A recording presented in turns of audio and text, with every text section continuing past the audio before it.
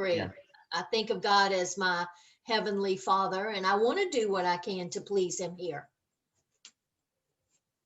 I don't look at it as master and slave, because master and slave, you have no choice. And I think that we come to Christ out of a choice. It's a, I choose to do this, to give my life to him. So I kind of disagree with that strict A interpretation. When you Well, remember, he's from Scotland. This is the way it is. when you started reading this passage, I could hardly hear any of it beyond the word master and slave when it first got started, and talking about loving one and hating the other. And I'm not sure there were a whole lot of slaves who loved any master. Right. Yeah, so yeah, and supposedly Jesus' words are, that you can't be a slave to two owners. And the words change over time, or we're looking at right. 2000. And I don't have any doubt that there were slaves and masters that did have good relationships. Right. That they were able to think beyond or relate to each other beyond that ownership piece. But the general concept of, There's a whole other thing, and I don't mean to make light in any way of slavery in the African American experience, but there's quite a number of people who were indentured servants. right, Didn't get treated any better, I believe. right. There's a lot of mistreatment of human beings by other human beings in lots of formats. And So If you read any of the orphan train books, all of the orphans from disease or parental death or whatever in, Boston, New York, all the Chicago, they were just put on trains, trucked out to the Midwest and put on the stage of the community center, and people literally picked field hands. I mean, they weren't picking children to bring in their home to love. They were picking people to be field hands, servants, and they slept in the barn. They didn't feed them in the house. I mean, read any of the orphan train books, and these were typically Italian, Irish, poor immigrants who lost their parents and were under 18, and they worked in those situations until they could run away and support themselves. I read multiple books on that. So you're right. A lot of people are treated poorly. the history of Hampton Institute is somewhat reflective of that. There's a museum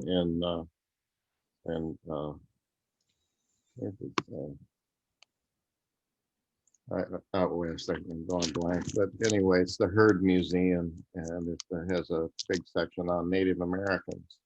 oh, in Phoenix. And they took all the young girls in particular, but they anglicized them, put them in white man's clothes and all that stuff, and shipped a number of them off to Hampton Institute, and they did handmade doilies was their thing. They made them do.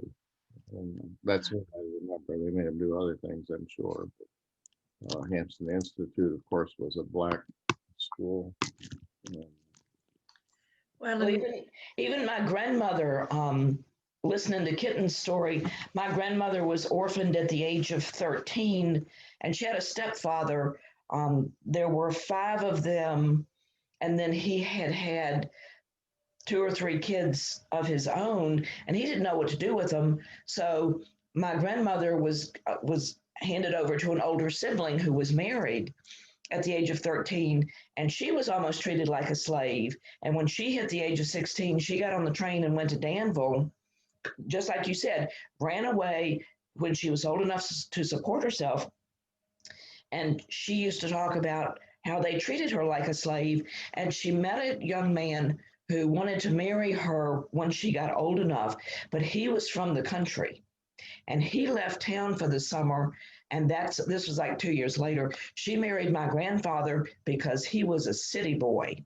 And she wasn't worried about him taking her back to the country, because she was never, ever going back to the country. Mm-hmm. Yeah. And that was family doing that to her. Yeah. Yep. All right, so in this passage, so we're talking about the issue of slavery, but then, what other kinds of things specifically we can be slaves to ourselves? And the passage talks about you cannot be slave to God, and to Barclay translates it material things. Some translations translate it money. Can't be a slave to money.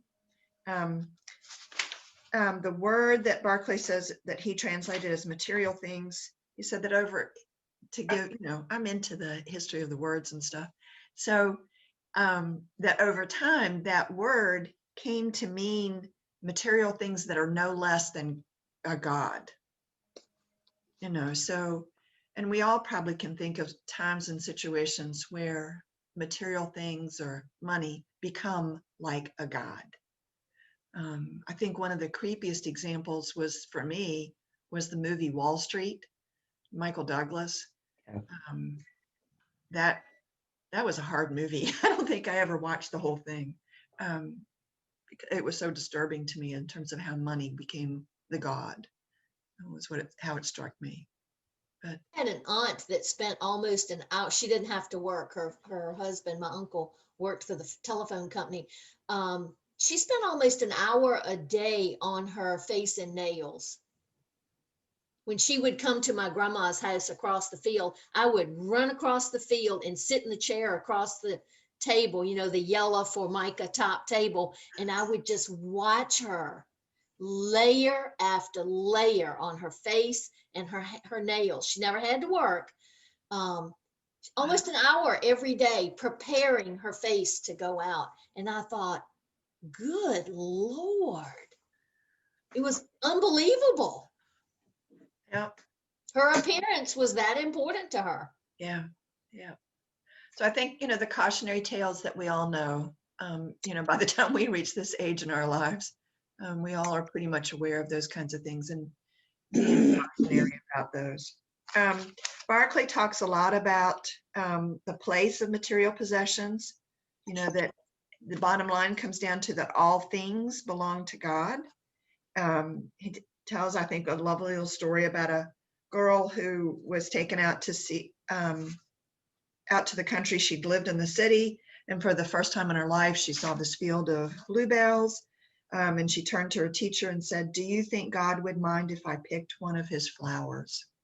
Oh, It's like, yeah, I thought that was a lovely story.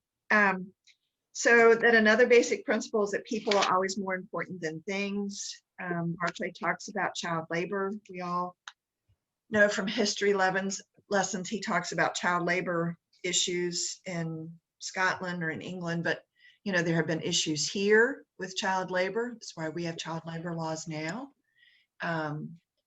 There still are issues with child labor. In Africa, there are places that very young children are used to mine those minerals that are needed to make cell phones.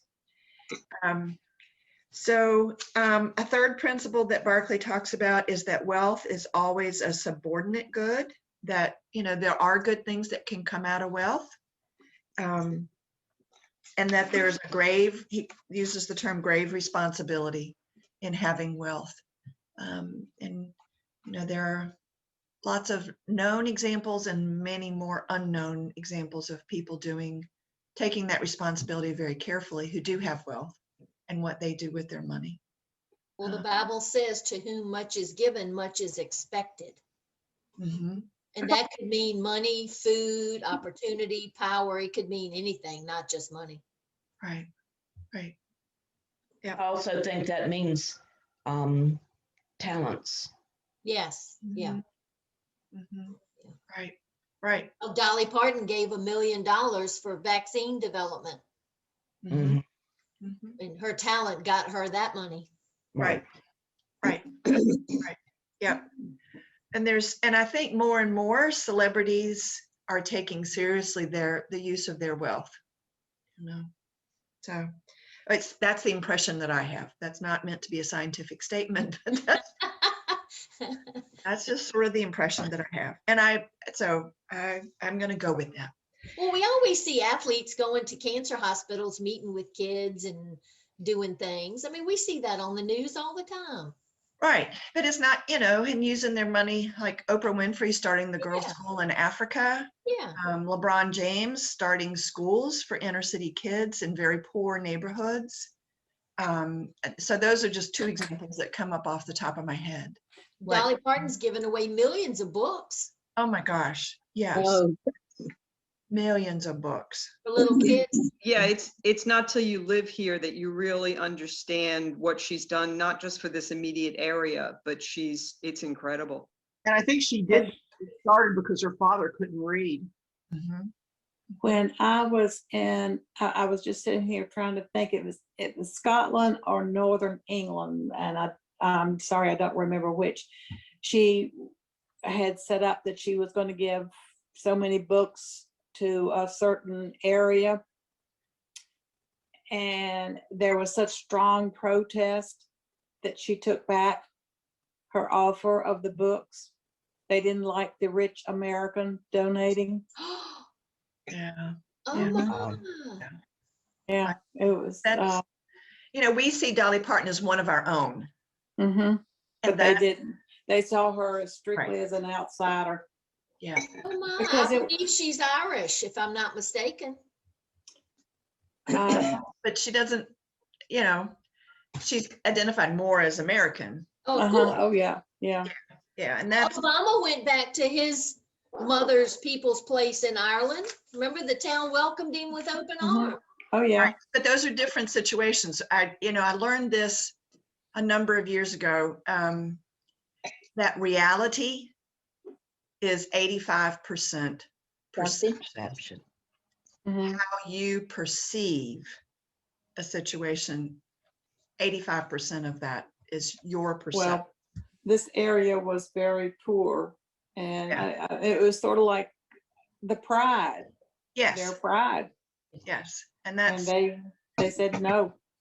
yep, that's a key piece that, I've had to relearn myself many times in a supposed helping profession, is your desire to help does not always mean that it's needed or appropriate or wanted. One lesson that I received from putting mother into a nursing home was the materialism of the things that you have, all of the things that you have, and how we, within a week had to decide what 3 things she might take, to that nursing home, because they already had bed and furniture. We were able to take her little drawers, and we took one picture that she got from Jim Gray, an artist in Gatlinburg, Tennessee. And mother loved the fall weather, and we took that one photo of a Jim Gray fall of, I think it's called Autumn Roads. And that's the one thing that we were able to take. And so that's when I take a look around my house and I think, what would I take when that day comes that I have to take my one thing? And when you die, you don't take any of it. Someone said there's no pockets in a shroud or something. It's all of these things that just weigh you down. You have to take care of them. Like a friend and a neighbor said, you have 2 2x4s, everything's fine, but when you nail them together, it's maintenance from then on. And so you spend your time taking care of all of your things, and and so there are a lot more important things for you to spend your time doing. Right. Yeah. And we're, at this point for all of us, we're at a point of how we manage our resources. What am I going to need in the future? What kind of care am I going to need? How do I prepare for that? But don't worry about it, but take one day at a time. Trouble for today. Yeah. So moving right into worry. All right. So this next passage, verses 25 through 34, we're all pretty familiar. I assume we all are pretty familiar with this passage as well. Do not worry about your life, about what you are to eat or what you are to drink, and do not worry about your body, about what you are to wear. Really? I want to say, really? As a prepper, I have a hard time with this particular scripture. And in my mind, I think after I do the best I can to take care of myself and my family, then don't worry. That's Yeah. kind of the spin I put on it. But you have to do that part up front. You know, God helps those who help themselves. And during this pandemic, I had 2 neighbors run out of toilet paper. And being a good prepper, I had about 100 rolls upstairs. So I threw some in a bag and carried them to the neighbors. But that prepping helped me to help my neighbors when they needed help. So I think you gotta plan ahead and prepare, and then don't worry, and God will take care of the rest. Yeah. Well, I am a prepper, not in the way I normally think of the word, but I am an Eagle Scout, and I grew up with the idea of being be prepared. And I wish I had never heard those words, really. But I think you're often prepared for everything like that, and the one thing you didn't think of is what comes up that you need. Yeah. Oh, well, Barclay talks about how the word that is used for worry really means to worry anxiously, which to me gives a little different meaning than just to worry. I mean, I think some worry serves us, like to be prepared, to think ahead. What can I be doing?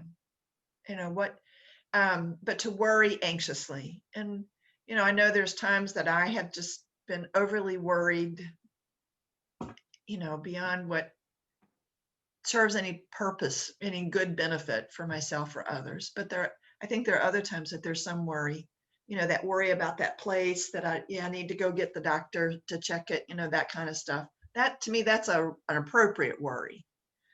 But to worry anxiously, and we all have been put to the test this past year with the pandemic, in terms of our worries, in so many ways.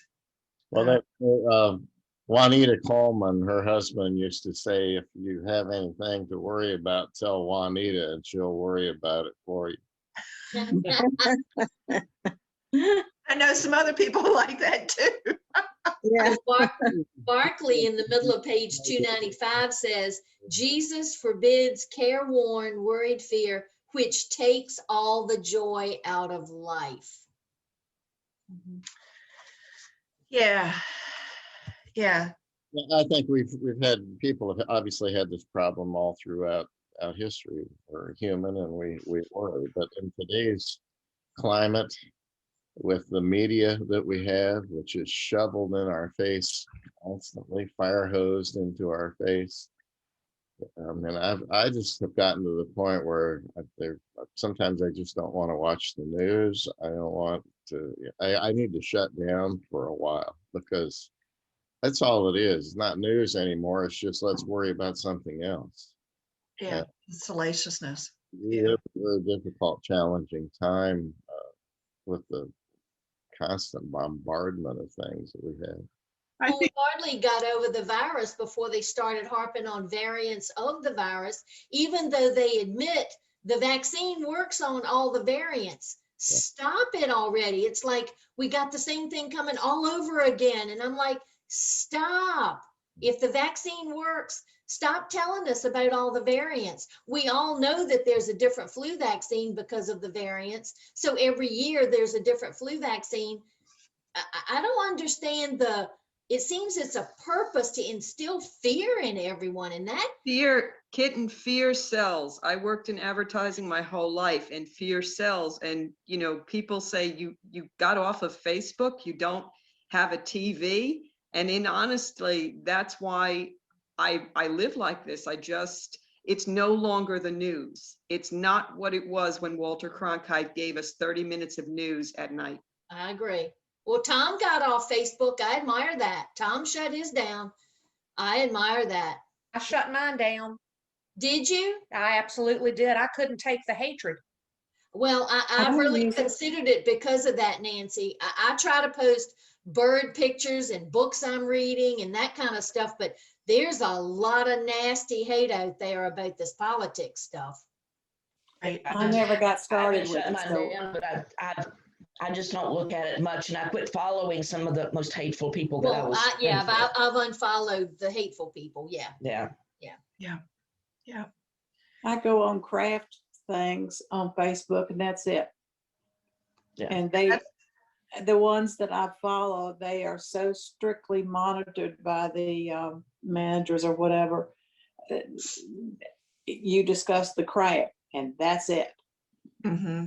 Yeah, that's how I use Instagram, is to follow quilters and stuff. So, and some history stuff like Old Salem. But all right.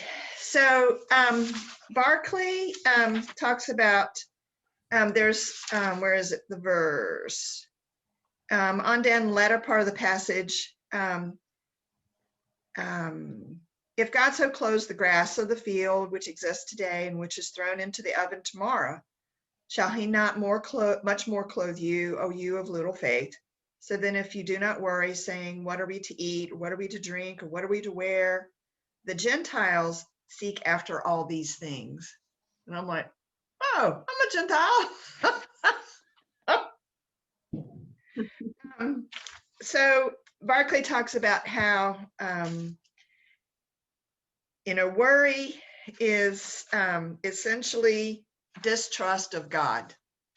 That if we are worrying, we are distrusting God.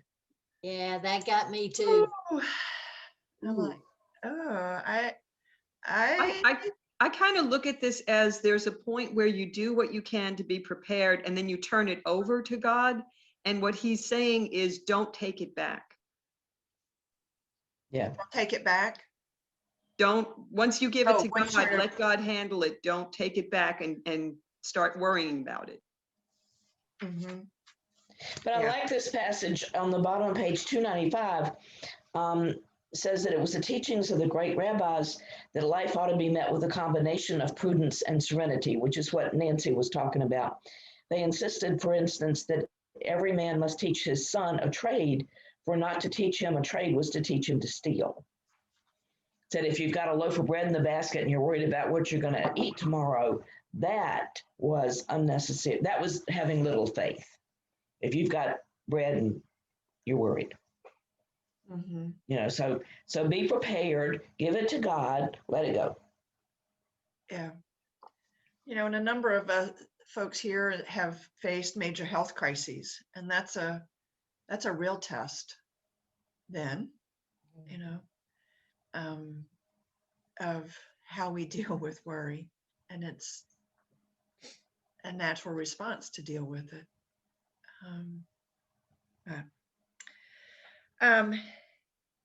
All right. So, when I look at the birds coming to my feeder, about how they're not worried for the next meal, and I see that cardinal chasing everybody away. I'm like, I don't know. So, They have to work because I'm spending $50 a bag for bird seed. Yeah, same here. Me too. yeah. Well, you talk, And I live in a senior citizen community and we aren't allowed to put out bird feeders. So be glad that you can feed the birds. Oh. Oh, all right. So Barclay gets into on page 296, worry and its cure. That if he makes the point, if God gave us life, surely we can trust him to give us food to sustain that life. That in talking about the birds, there is no worry in their lives, no attempt to pile up goods for an unseen and unforeseeable future. But hey, if Nancy hadn't done that, she couldn't have helped her neighbors.